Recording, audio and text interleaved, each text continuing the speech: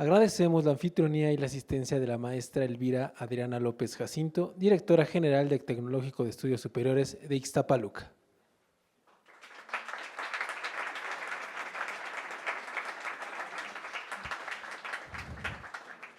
Agradecemos la asistencia del director académico de esta institución, el licenciado Donovan Terrazas Buendía.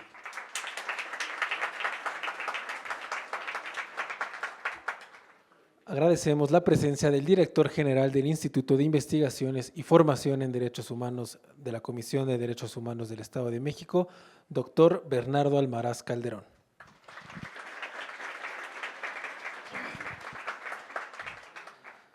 Para dar inicio a este evento, escuchemos el mensaje de bienvenida por parte de la maestra Elvira Adriana López Jacinto, directora general de esta institución.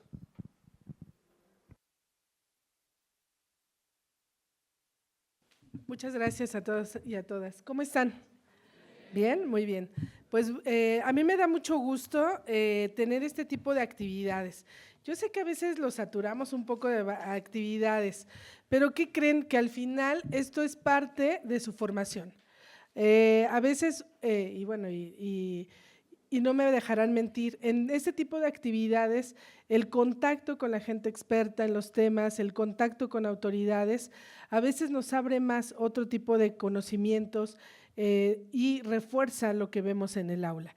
Para mí es todo un gusto tener a autoridades de la Comisión de Derechos Humanos del Estado de México. Sean ustedes bienvenidos a esta su casa de estudios, y en especial quiero agradecerle al doctor Bernardo Almaraz Calderón, director general del Instituto de Investigaciones y Formación de Derechos Humanos de la Comisión de Derechos Humanos del Estado de México.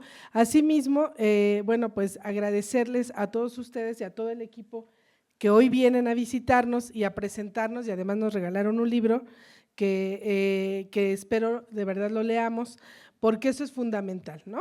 Empezamos a pensar en derechos humanos ¿cuándo pensamos en derechos humanos? ¿Cuándo ustedes han pensado en derechos humanos?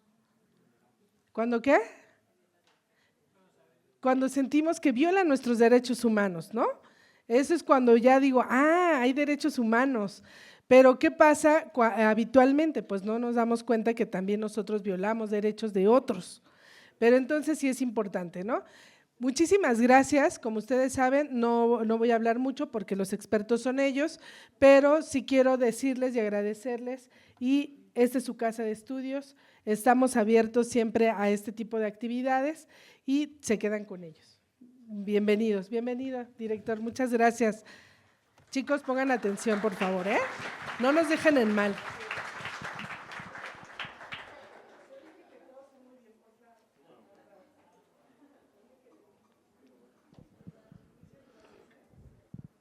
Muchas gracias. Escuchemos la exposición de motivos a cargo del doctor Bernardo Almaraz Calderón, director del Instituto de Investigaciones de la CODEM. Hola a todas y todos, muy buenas tardes. Me da muchísimo gusto estar aquí en Ixtapaluca, en el Tecnológico, y yo quiero aprovechar esta oportunidad, directora, además de saludarles, para transmitirles 3 mensajes bien importantes. El primero es que esta actividad que promueve la Comisión de Derechos Humanos del Estado de México es una actividad que se enmarca dentro de algo que le hemos llamado miércoles de publicaciones. Todos los miércoles estamos en un espacio académico como este, en todo el Estado de México, llevando y presentando las publicaciones que ustedes tienen en sus manos, que son parte de los ejercicios que tiene la comisión. Nosotros publicamos 5 productos editoriales, que es Diálogos en DH, que lo que busca es tener una visión interdisciplinaria de varios temas. Ustedes leen el título y dice contrataciones públicas, como que eso, ¿por qué tiene que ver con derechos humanos? Pues la parte interesante de esto es que ahora en la exposición de las personas que amablemente nos van a hacer favor de presentar, se darán cuenta que está íntimamente relacionado en cómo buscamos, a veces de maneras muy novedosas, explicar y mostrar cómo los derechos humanos están presentes en la vida cotidiana. Y eso es parte de lo que esta publicación busca hacer. Adicional, tenemos una revista que es de corte académico, que se llama Dignitas, que hemos llegado al número 50, que es la revista especializada en derechos humanos que tiene mayor tiempo de publicarse de manera interrumpida y de mayor renombre en el país, y al cual invitamos a quien le interese la parte más académica, a los académicos de aquí, a los profesores, al profesorado, puedan participar e involucrarse en esta revista. Tenemos otra que se llama Tus obligaciones y tus derechos que es una publicación que lo que busca es mostrar que evidentemente cada derecho tiene, por un lado, derechos, como su nombre lo dice, pero también genera obligaciones. Y para casos muy específicos, por ejemplo, en una detención, por ejemplo, en el ejercicio del periodismo, por ejemplo, en la atención a los servicios de salud, esas publicaciones nos dicen cuáles son derechos y obligaciones en el ejercicio de los derechos de la salud, y así en una serie de temáticas relevantes e importantes para la sociedad mexiquense. Y bueno, tenemos un cuarto producto editorial que se llama DH Magazine, que es una revista de divulgación y que tuvimos la oportunidad de presentarla hoy por la mañana aquí, directora, y la verdad es que le tengo que compartirle, está aquí el subdirector acompañándonos, y yo le externaba que me daba mucho gusto ver esa emoción y esas ganas de participar de la comunidad estudiantil.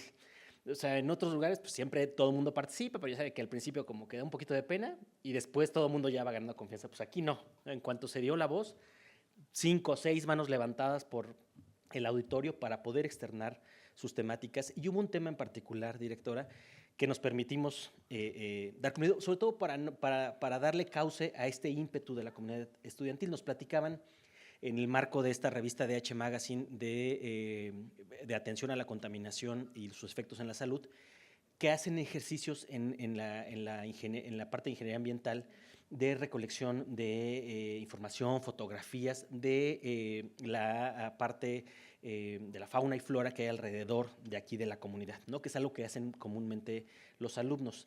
Entonces acordamos, y si usted no tiene inconveniente, es que podamos hacer una publicación conjunta de las que hacemos, que hable sobre la riqueza vegetal, biológica que hay aquí en el entorno de Ixtapaluca, en el entorno de aquí del Tecnológico, que se nutra de las fotografías y de la información que los propios alumnos están haciendo.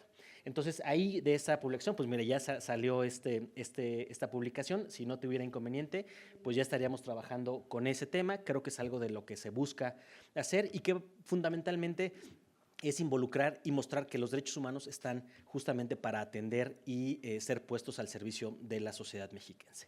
Entonces, esa es la segunda consideración que le quería comentar. Esperemos que después de esta presentación del día de hoy también surja otro proyecto adicional que podamos generar de manera conjunta.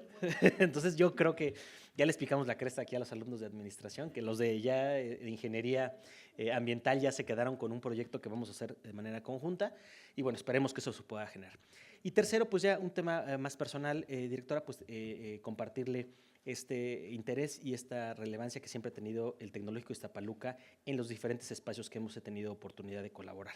Ustedes tienen, no sé si ustedes lo sepan, pero aquí en el Tecnológico tienen a un colaborador y a un servidor público de excepción, alguien a quien siempre lo caracteriza su pasión, su entrega, pero sobre todo su compromiso de dar resultados, que es el licenciado Donovan Terrazas, a quien yo tuve el honor de colaborar con él en varias oportunidades, y que ahora me da mucho gusto encontrármelo por acá en estas actividades que ahora tiene y estas responsabilidades. Estoy seguro que él seguirá dando buenos resultados y seguirá poniendo muy en alto su integridad y su desempeño profesional, siempre al servicio de la sociedad a la cual él se debe. Entonces, reconocerle ese tema, reconocer a su equipo que está integrando, y pues desearle el mayor de los éxitos, agradecerle nuevamente esta oportunidad de tener este diálogo con ustedes, este diálogo con su comunidad estudiantil. Gracias por recibirnos y esperamos que sea de su interés. Excelente tarde.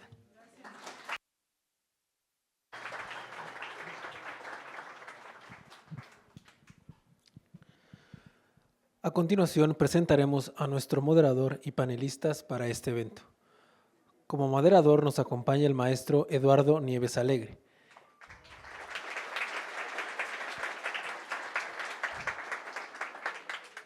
El maestro Eduardo es un profesional con más de 10 años de experiencia en los ámbitos empresarial y educativo, destacándose en su papel como auditor interno y docente. Su trayectoria se inicia en el sector de la auditoría, donde ha demostrado habilidades excepcionales en la toma de inventarios, conciliaciones bancarias y elaboración de reportes en empresas de renombre como Grupo Parisina y Cinemex. Su enfoque en el cumplimiento de normas y procedimientos ha sido clave para garantizar la transparencia y eficiencia en las operaciones contables y administrativas. Desde marzo de 2016, el maestro Eduardo ha enriquecido al Tecnológico de Estudios Superiores de Ixtapaluca como docente de asignatura. En este rol, ha demostrado un firme compromiso con la formación de sus alumnos, organizando y planificando actividades educativas que integran teoría y práctica. Además, ha ocupado funciones como secretario y presidente de academia y asesor en proyectos de residencia profesional, lo que ha contribuido de manera significativa al desarrollo académico de sus estudiantes. Actualmente, el maestro Eduardo cursa una maestría en administración, complementando su formación con una maestría en educación previamente completada. Su constante actualización profesional incluye diversas certificaciones en formación docente y metodologías de enseñanza, lo que refleja su deseo de mejorar continuamente su práctica educativa, con competencias en liderazgo, trabajo en equipo y una sólida metodología de auditoría. El maestro Eduardo está bien preparado para enfrentar desafíos en el ámbito profesional, aportando valor tanto a las organizaciones como a sus alumnos. Muchas gracias.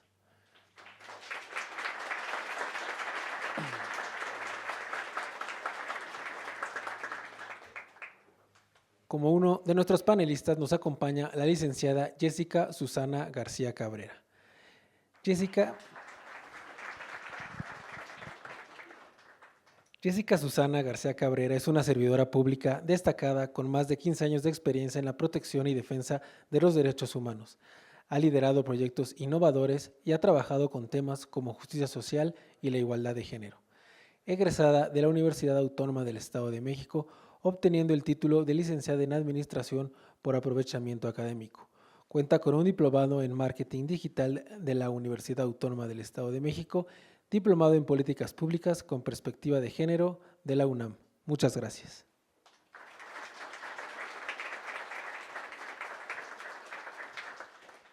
Y también como panelista nos acompaña el maestro Julio César Bautista Hernández.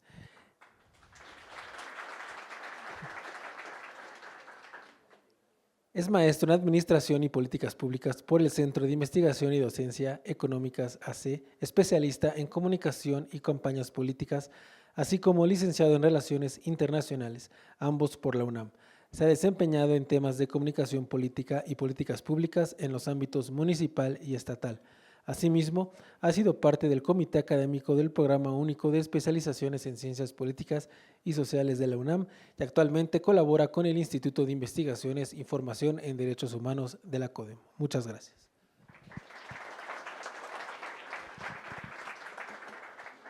A continuación, le cedo la palabra a nuestro moderador para iniciar este panel. ¿Qué tal? Buenas tardes. Es un gusto estar aquí con ustedes. Agradecemos la presentación que nos realizan hace un momento. Y bien, el Tecnológico de Estudios Superiores de Ixtapaluca les da la más cordial bienvenida al diálogo en derechos humanos con el eje temático de contratación pública. Hace un momento ya les hicieron llegar un libro que precisamente se presenta el día de hoy y agradecemos la presencia de nuestros panelistas expertos que hace un momento presentaban.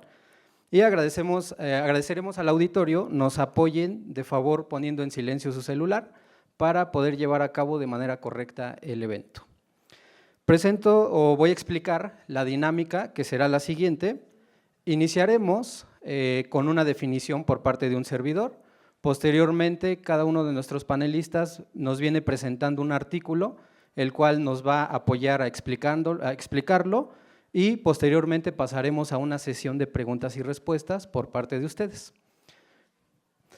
Bien, los derechos humanos son el conjunto de prerrogativas sustentadas en la dignidad humana, cuya realización efectiva resulta indispensable para el desarrollo integral de cada uno de nosotros como sociedad.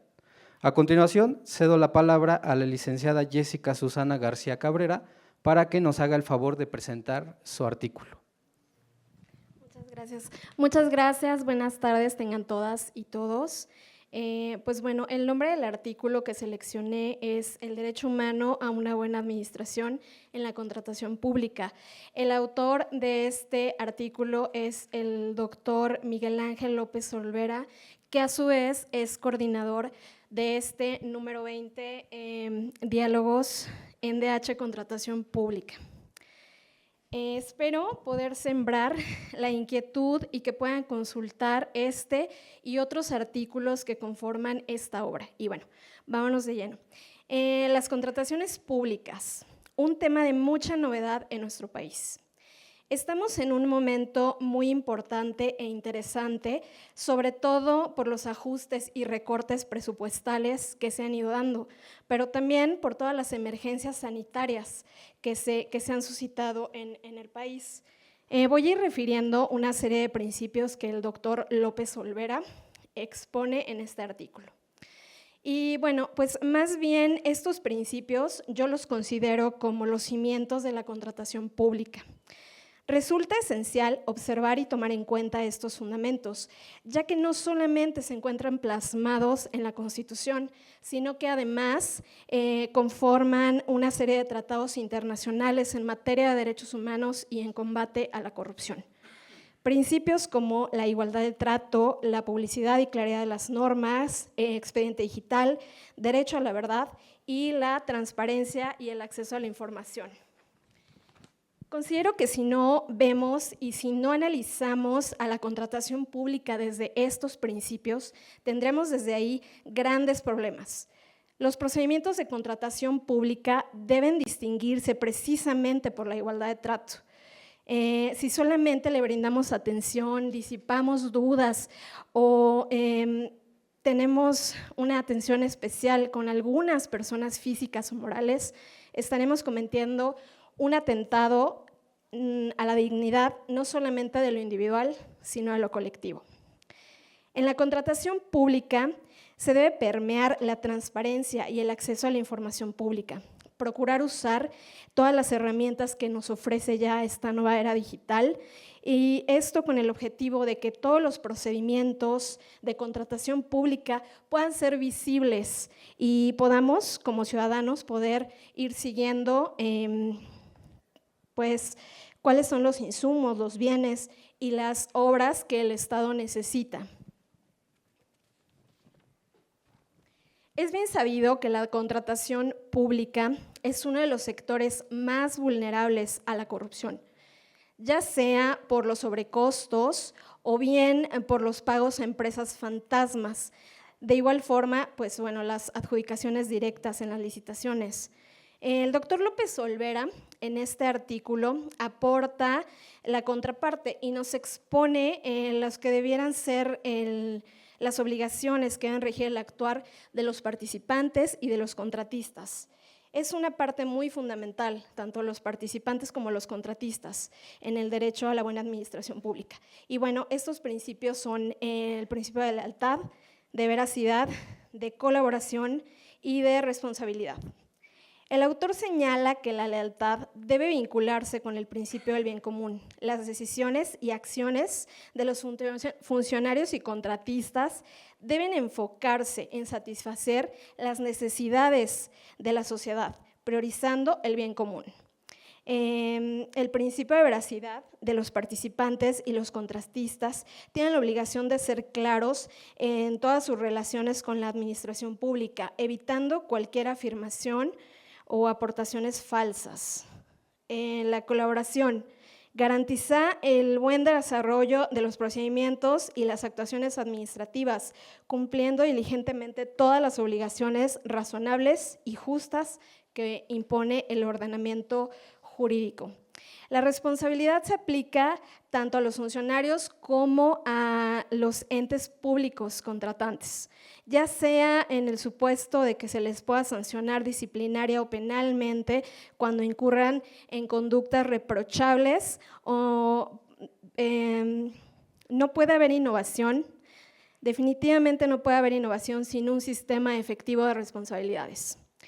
El autor en esta obra busca que el lector reconozca que la contratación pública está estrechamente vinculada al derecho a la buena administración pública. Busca garantizar la dignidad humana, su inclusión en las leyes latinoamericanas, promueve el respeto de los derechos humanos, protege el interés general y combate la corrupción. En resumen, la innovación y la contratación pública refleja este derecho fundamental. Y pues bueno, antes de concluir, me gustaría poderles invitar a quienes tengan la oportunidad de poder leer este artículo o cualquier otro de los 19 artículos que conforman esta obra. Los pueden encontrar en la página web institucional, en el apartado de publicaciones, ahí pueden consultarlo. Sería todo. Gracias.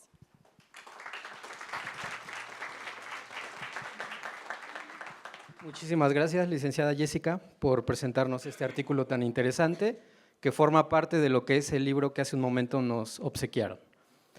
Y en efecto, lo que es la corrupción es un tema muy preocupante en lo que es nuestro país y cómo es que se deriva o precisamente cómo es que se relaciona la contratación pública con el derecho, pues me gustaría compartirles la definición. La contratación pública es un instrumento estratégico para el desarrollo del país, que necesita ser visto como una garantía de cumplimiento de los derechos humanos, por lo cual, pues en efecto todos tenemos derecho al acceso a la salud, el acceso a la educación, y cuando se construye un hospital, se construye una escuela, pues conlleva contrataciones públicas, y es ahí donde deriva la corrupción, que es un tema que nos preocupa a nivel sociedad, no solamente a un segmento, sino a todos nosotros.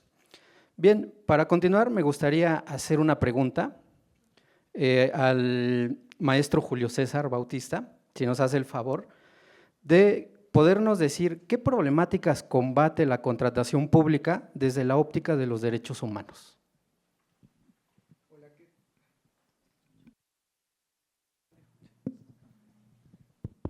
Hola, ¿qué tal? Muy buenas tardes. Primero que nada, agradecer la anfitrionía de la directora. Muchas gracias por permitirnos estar aquí. Y me gustaría primero una pregunta rápida al auditorio. ¿De qué semestre son? ¿Cómo me dijeron? ¿Cuarto o cuál? Tercero, ok, muchas gracias. Tercero y séptimo. Entonces, seguramente ustedes ya vieron el tema de contratación pública en alguna de sus materias, ¿o no? Y si la vieron, no se acuerdan. Bueno, no hay problema. Es importante que iniciemos desde esta parte porque me gustaría, primero, antes de abordar la pregunta que amablemente nos hace el maestro, es comentarles que este libro, Diálogos en DH y Contratación Pública en particular, tiene 20 artículos que se abordan desde diferente perspectiva, no solo desde la administración pública, sino también desde el derecho. ¿Esto porque nos ayuda?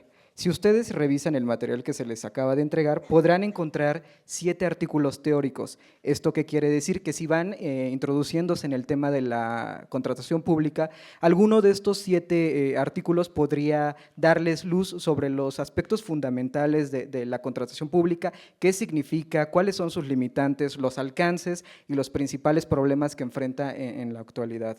Asimismo, también podrán encontrar 8 artículos prácticos o de casos de impacto. ¿Esto qué quiere decir? Es realizar la visión de la contratación pública, no desde la parte teórica, sino aplicándola a casos de sustancia tangible. Por ejemplo, hace unos segundos nos comentaba el maestro que la contratación pública toca también con la creación de un hospital, con la compra de medicinas. Entonces, en uno de los artículos en particular van a poder encontrar el vínculo entre la contratación pública y el abastecimiento de medicinas, lo cual cruza directamente con el derecho humano a la salud, como bien se mencionaba.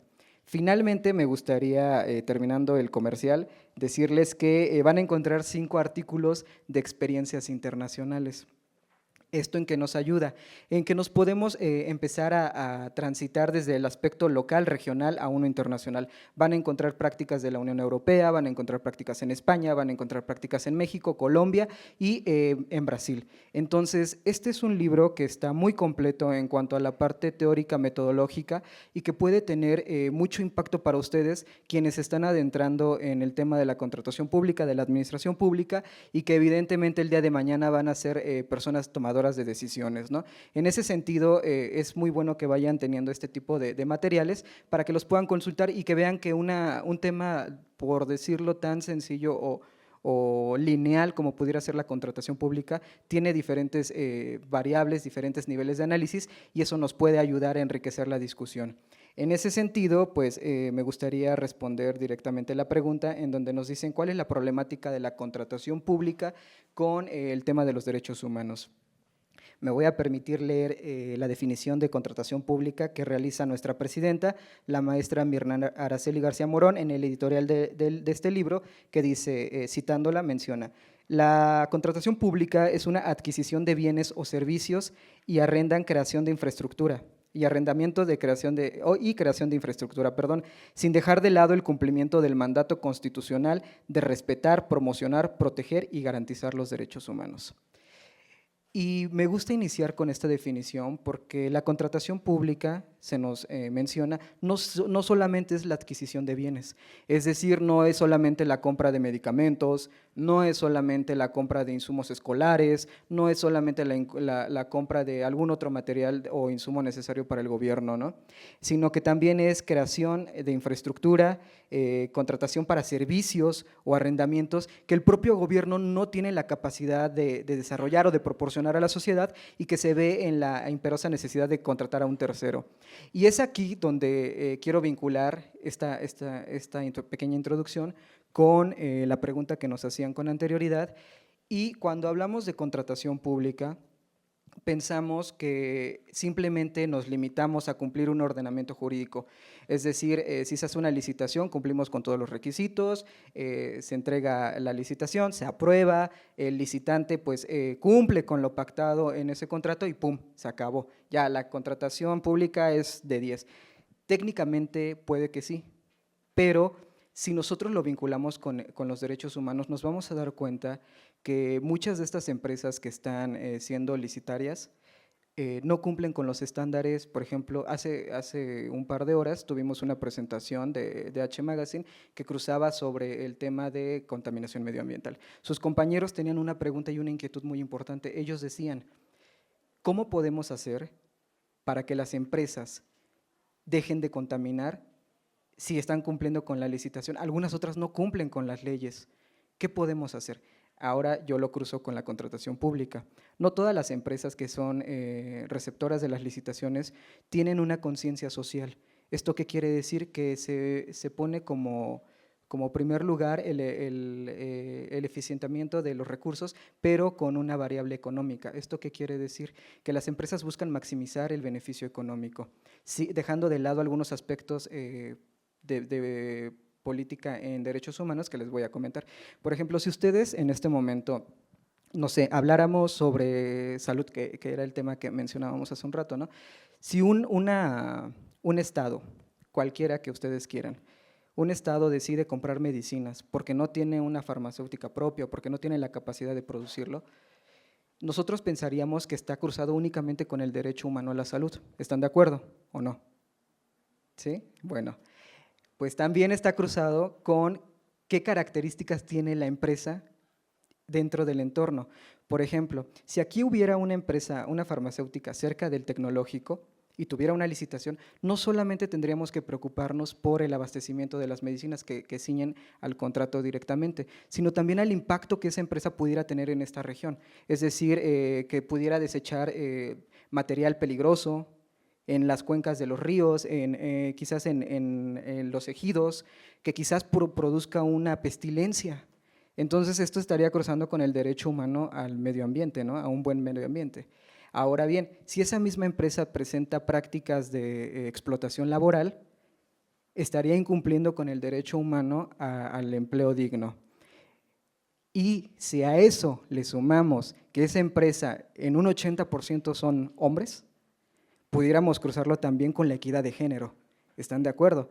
Entonces, esa empresa sería, digamos, el peor de los males, porque a pesar de que está cumpliendo con lo que normativamente tiene como compromiso, tiene diferentes impactos que son adjetivos al principal, que es el abastecimiento de medicinas. Sin embargo, cada uno de estos impactos que va teniendo esta empresa afecta directamente o indirectamente los derechos humanos de todos los pobladores o la gente que está alrededor de esta comunidad, ¿no? Entonces, es ahí donde los derechos humanos se ven mezclados con la contratación pública.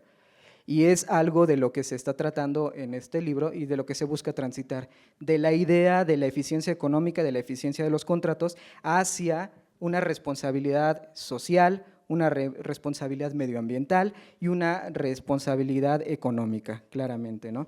Entonces, de bote pronto, para seguir con las preguntas que me parecen muy interesantes, pues yo lo dejaría ahí, que pensemos o repensemos la contratación pública, no solamente con la provisión, sino con todos estos aspectos adjetivos que pudieran generar incidencia en el bienestar y en la calidad de vida de las personas. Y quiero ser muy enfático con esta palabra, la calidad de vida de las personas. Entonces, yo lo dejaré por el momento por ahí, podemos seguirlo debatiendo, pero avanzamos con las preguntas.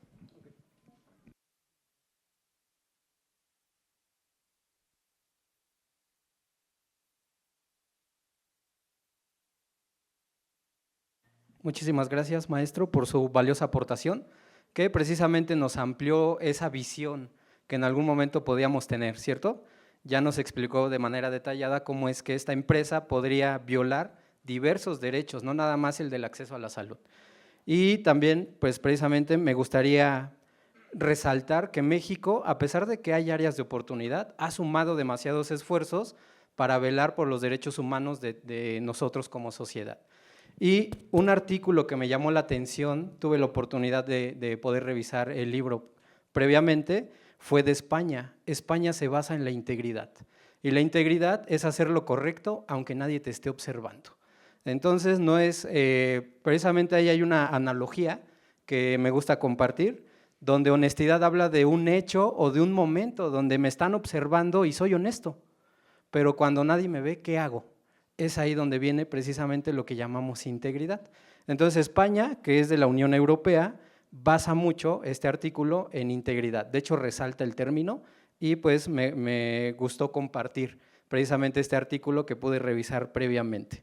Y también cabe destacar que México ha firmado diversos tratados internacionales en la referida materia, que es el derecho en la contratación pública, tanto con la ONU, que es la Organización de las Naciones Unidas, y con la Organización para la Cooperación y el Desarrollo Económico. Y es aquí donde vemos que se suman esfuerzos precisamente para solucionar estas áreas de oportunidad que al día de hoy nosotros podemos percibir. Tenemos familiares que no les han entregado el medicamento, ¿cierto? Entonces, pues es ahí donde lo podemos vivir en el día a día. Bien, me gustaría pasar a la siguiente pregunta, donde, como ahorita lo comentaba, México ha firmado diversos tratados. Me gustaría consultar cómo ayuda a controlar la contratación pública los tratados internacionales que ha firmado México. ¿Quién gustaría apoyar? ¿Quieres iniciar, Jess, o prefieres que yo inicie? Bueno.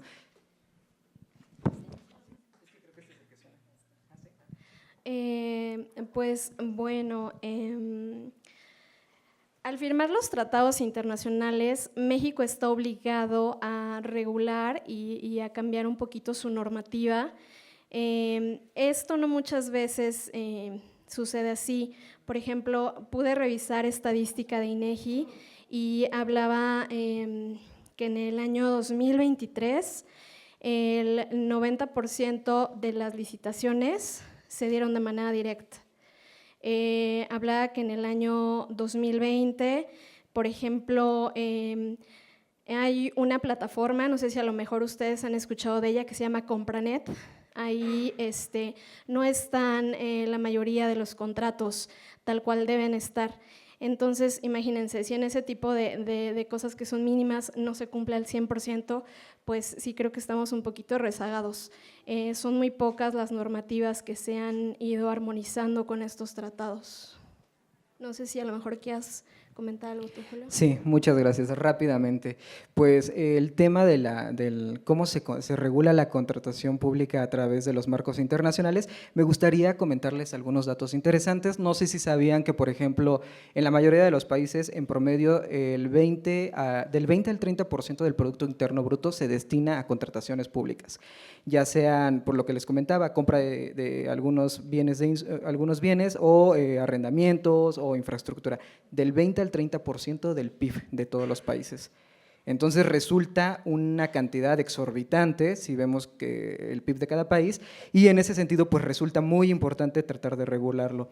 Pero no solamente se regula la contratación pública a través de la ley formal, sino también de algo que se denomina la soft law, la ley suave o blanda, que esto proviene de acuerdos, de recomendaciones, de puntos de trabajo que realizan organismos internacionales. Entonces se vuelven principios a través de los cuales los países miembros van tomando o rescatando algunos de ellos para incorporarlos a su legislación o a sus marcos operativos de trabajo. ¿Y por qué les comento esto? No sé si ustedes sabían, pero México forma parte de la Organización de Estados Americanos, igual y sí lo sabían.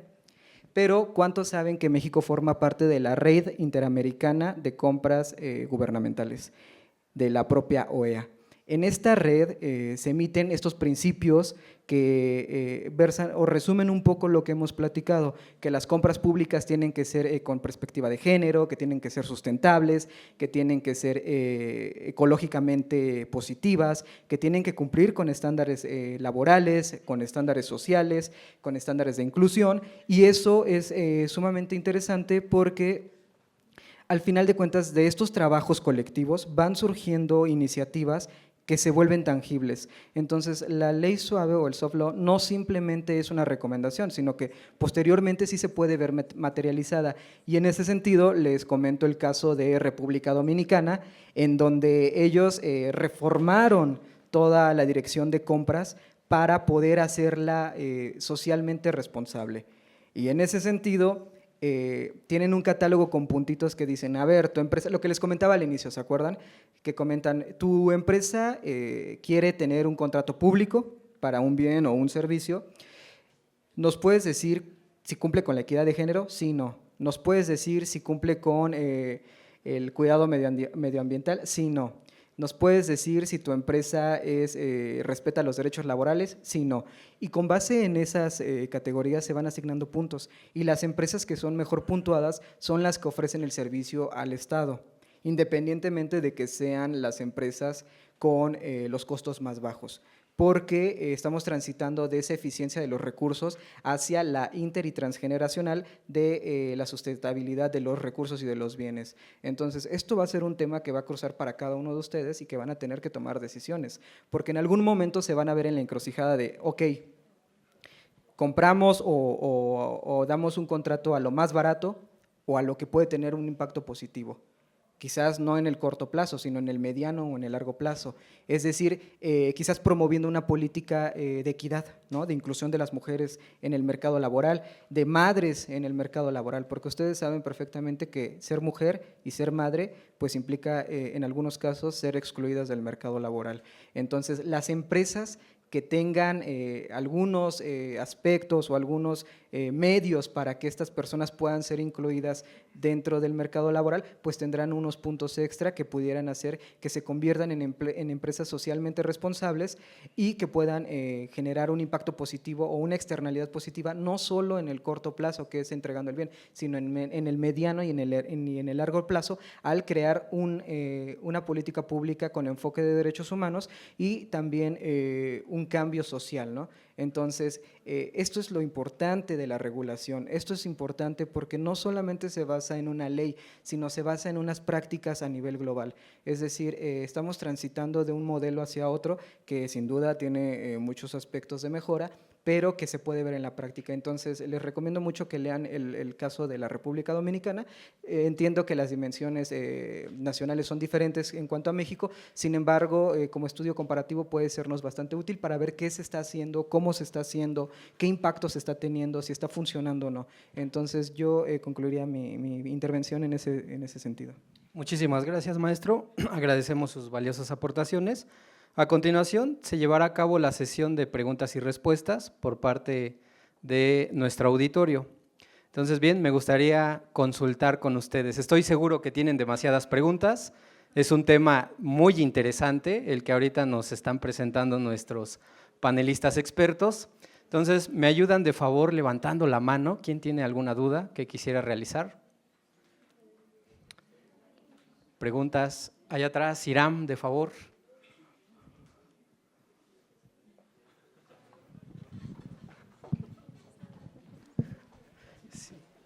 Buenas tardes, quería yo preguntarles, hace un rato ustedes comentaban sobre corrupción y demás de esos temas que desafortunadamente en nuestro país es muy tangible esta parte. Sin embargo, México ha firmado como este tipo de tratados y demás, pero cuando se aplican internamente en nuestro país, no es así. Entonces, ¿cómo podemos atacar ese problema? O no sé si haya una institución encargada para que pueda pues evaluar a las empresas que se están licitando de tal manera que se les puedan dar estos contratos. Podemos entender también que por temas políticos y demás, muchas veces por querer darle la licitación a mi amigo, al que fue mi compadre y demás, ¿por qué se sigue permitiendo eso cuando aún México ya firmó un decreto, o no sé cómo llamarlo, de tal manera de que siga habiendo como este tipo de problemáticas y que al final de cuentas no se llega a nada? Bueno, muchas gracias por tu pregunta. Sin duda es una pregunta muy valiosa y muy actual, porque la mayoría de los casos de corrupción pues cruzan con contratación pública, ¿no? Yo creo que los grandes temas a nivel global, no solo en este país, cruzan con esa temática. Pero para responder, yo me quisiera enfocar en 2 puntos. Uno de ellos habla sobre la tutela judicial. Si bien no se puede o ha sucedido de esta manera, porque la tutela judicial se compone de 2 elementos, rapidez y cumplimiento. Entonces, cuando las instituciones que se encargan de tutelar este cumplimiento judicial son lentas o no tienen los recursos organizacionales necesarios, pues puede que no den el cumplimiento o que lo hagan bastante lento. Y esto cruza con el segundo punto que quiero mencionar, que tiene que ver con el acompañamiento a las licitaciones públicas. ¿Esto qué quiere decir? La mayoría de los procesos son los siguientes. Hay un comité de adquisiciones, se reúnen, votan, dicen, este es el mejor proveedor, lo aprueban, firman, se comprometen la empresa a entregar un bien o servicio, el Estado a pagar por ese bien o servicio. Y ya, punto, se acabó. En cuanto yo te entrego y tú me pagas, se acabó. Pero no existe un acompañamiento desde la propuesta de las licitaciones para ver qué tipo de empresas son. Si están constituidas formalmente y no son una empresa fantasma, por ejemplo, entonces ya de origen nos hace falta ese acompañamiento.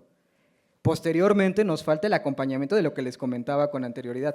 ¿Qué condiciones tiene esta empresa para lograr la obligación a la que se está enfrentando, ¿no? Porque una empresa puede decir, yo vendo lápices, te los vendo a $1, otra empresa, la mayoría de las empresas van a decir, yo te los vendo a $3. El gobierno va a decir, pues estoy haciendo la compra de mi vida, ¿no? Todo a $1, estoy ahorrando $2.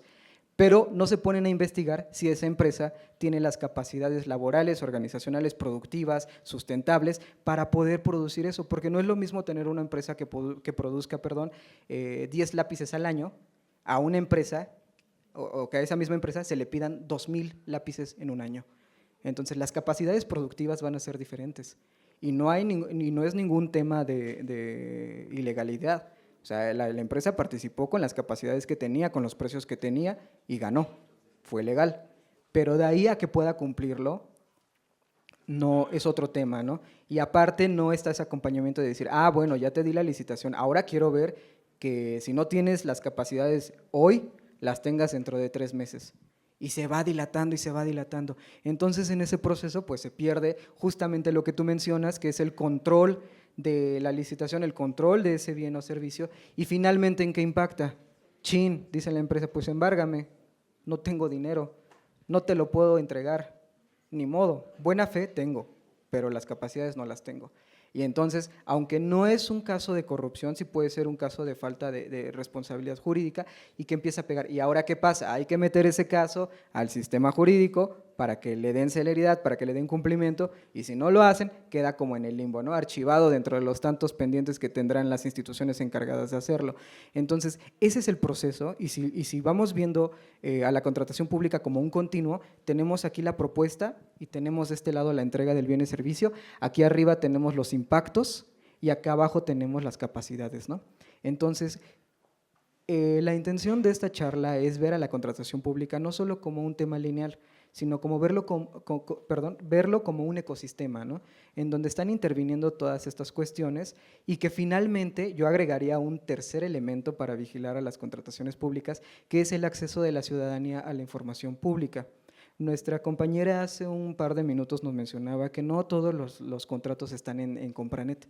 ¿Esto de qué habla? Que yo como ciudadano no puedo realizar la tutela de todo lo que se está realizando por parte del gobierno, ¿están de acuerdo?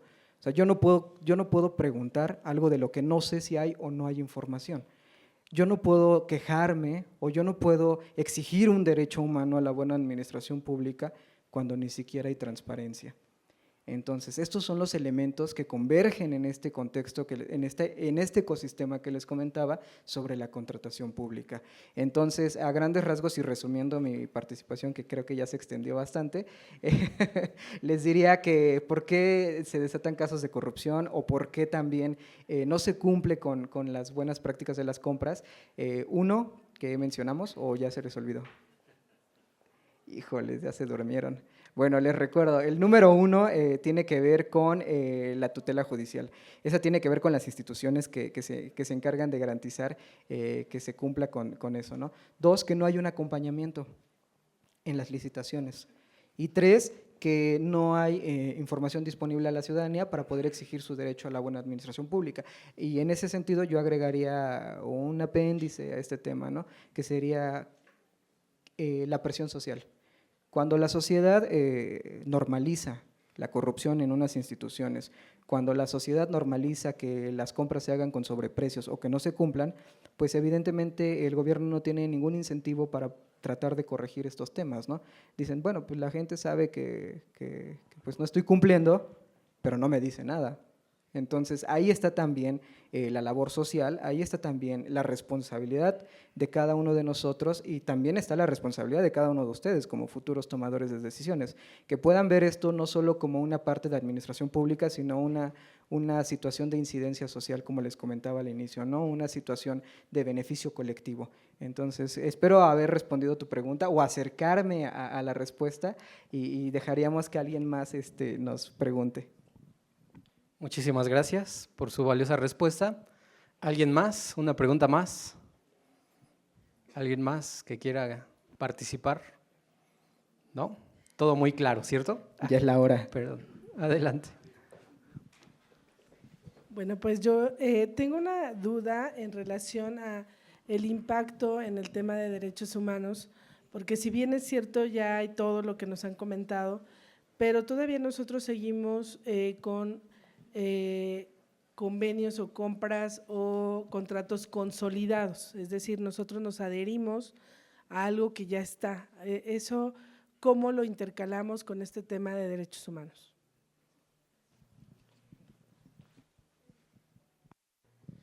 Pues yo creo que teniendo buenas prácticas, como lo refiere el autor del artículo que yo les comenté, él da una serie de principios, la legalidad, la transparencia, el acceso a la información pública, rigiéndonos sobre estos principios, yo creo que sería lo correcto.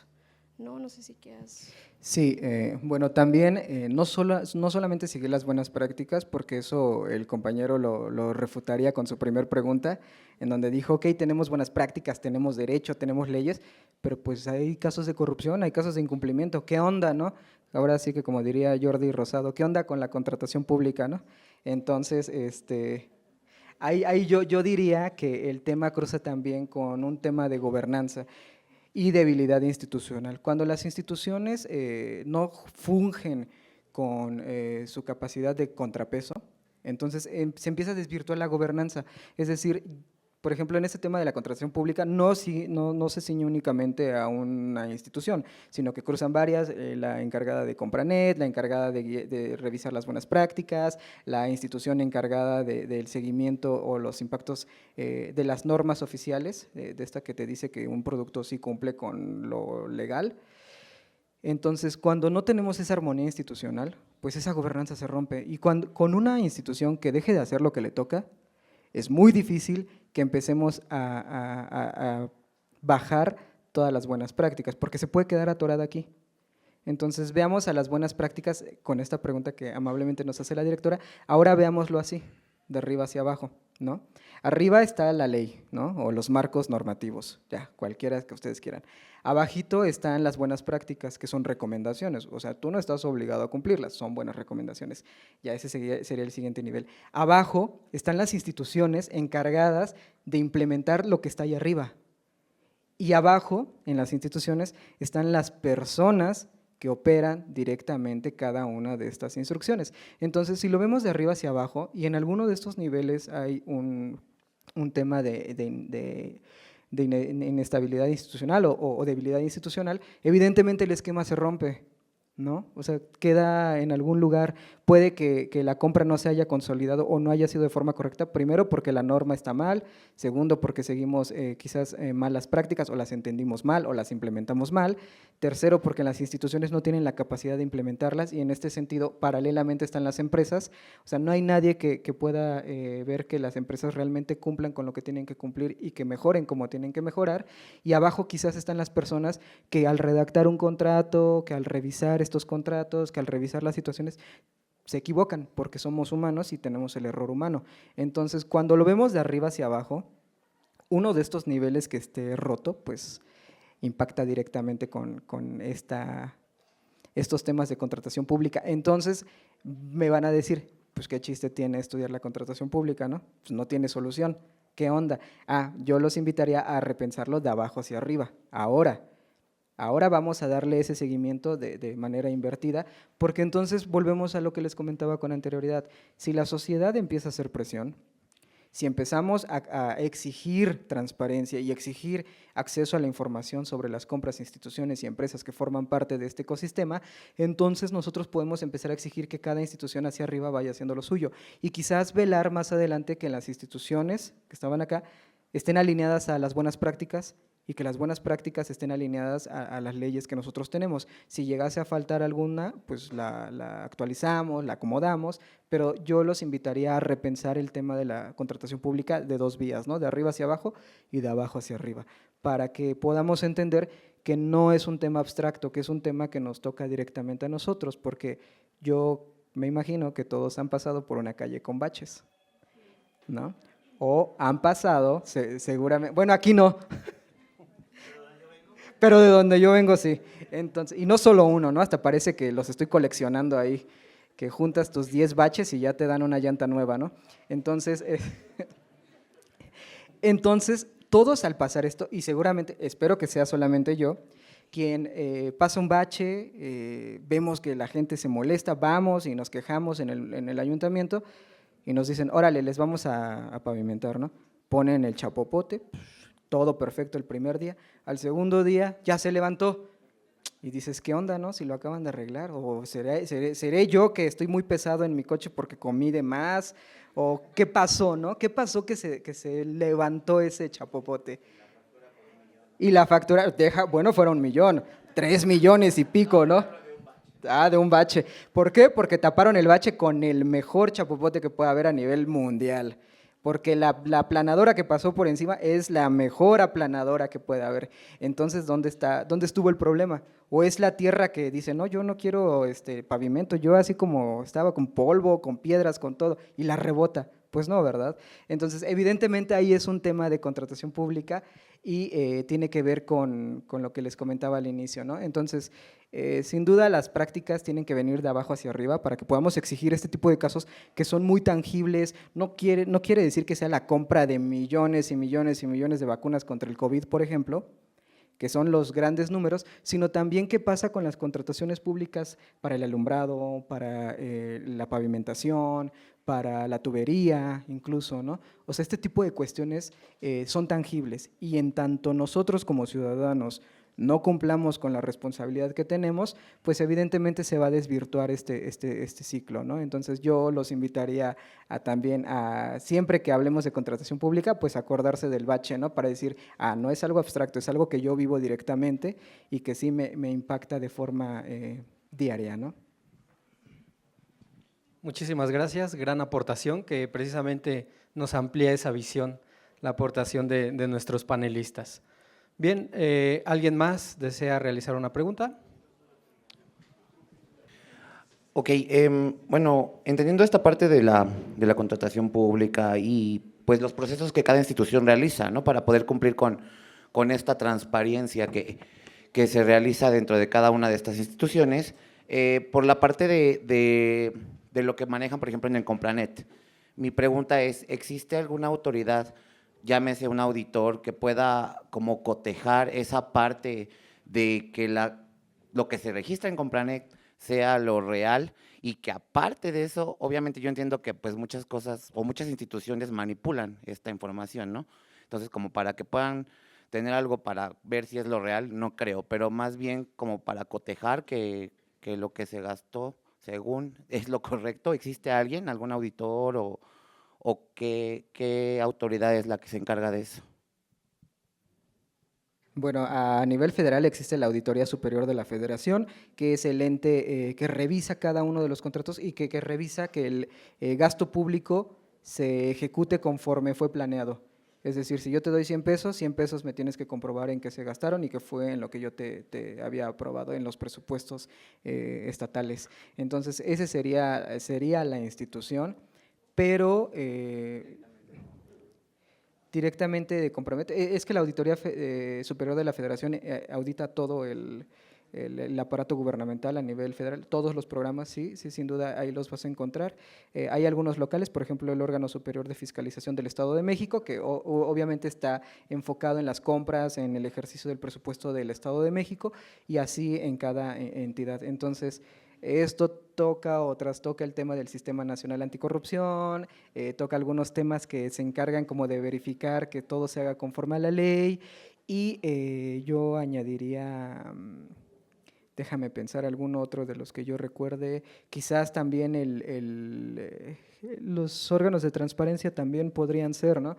En donde, por ejemplo, lástima que ya no les va a tocar, pero hace algunos años, cuando la transparencia era importante, había una institución que se encargaba de tener, y no lo digo por alguna cuestión personal o un impulso emocional, sino porque en algún momento sí estuvo y ahora pues la tendencia es que no. Entonces, la anécdota es la siguiente. Los órganos de transparencia lo que hacían era conjuntar toda la información de una institución, llámese contratos, llámese licitaciones públicas, todo lo que sea de carácter público estaban en esos órganos de transparencia. Por ejemplo, si ustedes querían saber cuánto ganaba un servidor público, ahí aparecía, cuántas personas estaban en esa institución, ahí aparecía. Si ustedes querían saber cuántas plazas vacantes habían, ahí lo podían consultar. Si ustedes querían consultar las prestaciones de los servidores públicos, ahí lo podían consultar. Entonces, aparecían también contratos no solo de servicios, sino también del personal, es decir, cuántas personas ajenas a la organización estamos contratando y sobre qué puntos, ¿no? O sea, ¿qué van a hacer en la institución? Entonces, esto aparecía en los órganos de transparencia. Entonces, eso es uno de los medios por los cuales podemos verificar que las compras se hagan de forma correcta, porque también en los órganos de transparencia, todas las instituciones, no sé si sepan, estaban obligadas o siguen estando obligadas a subir las actas de sus comités. Entonces, cuando se hace un comité de adquisiciones, como les comentaba, se juntan las autoridades, votan, aprueban, se firman los contratos, pero se hace un acta. Y en ese acta dice, siendo, no sé, la ciudad de Ixtapaluca en tal fecha, a tales horas, se reunieron tales personas quienes decidieron que la licitación fue la mejor licitación o la ganadora fue esta empresa por tales motivos y se va a realizar una compra o un gasto por tantos millones de pesos y al calce firman todas las personas que participaron.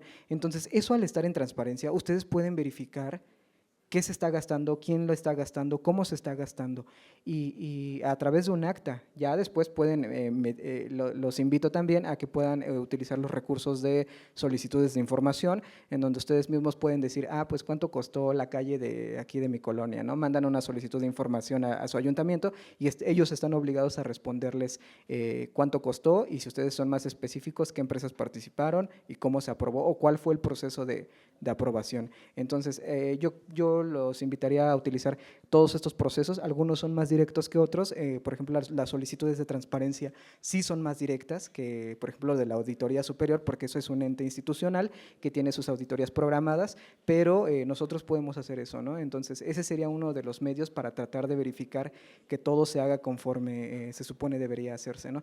Espero haber contestado tu pregunta y si no, pues ahorita lo platicamos si quieres al final y con mucho gusto.